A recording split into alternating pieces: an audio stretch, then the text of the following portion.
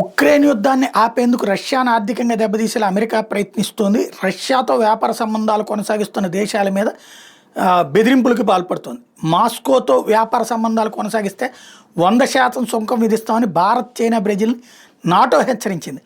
America సెంట్రల్తో సమావేశానంతరం NATO secretary general Mark Rutte మాట్లాడుతూ రష్యా నుండి చమురు, సహజ వాయువులను చైనా, భారత్, బ్రెజిల్ కొనుగోలు చేస్తే తీవ్రంగా పరిగణిస్తామని హెచ్చరించారు. మాస్కోలోని ఆ వ్యక్తి వ్లాదిమిర్ పుతిన్ శాంతి చర్చలకు రాకపోతే పరిస్థితి తీవ్రంగా ఉంటుంది. మా చర్యలు ఈ దేశాలను తీవ్రంగా దెబ్బతీస్తాయి.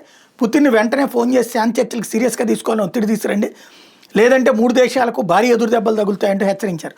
ఉక్రెయిన్ గగంతల రక్షణ వ్యవస్థలు మాత్రమే కాకుండా భారీగా క్షిపణుల్ని అమెరికా అధ్యక్షుడు ట్రంప్ సరఫరా చేయబోతున్నారంటూ చెప్పుకొచ్చారు. అసలు వాడెవడు గొట్టంగాడు? నాటో అన్నది ఎందుకు పెట్టుకున్నారు?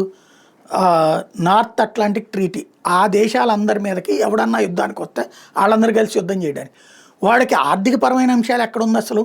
యూరోపియన్ యూనియన్కైనా నాటోకైనా వాళ్ళ రక్షణ కోసం పెట్టుకున్నది.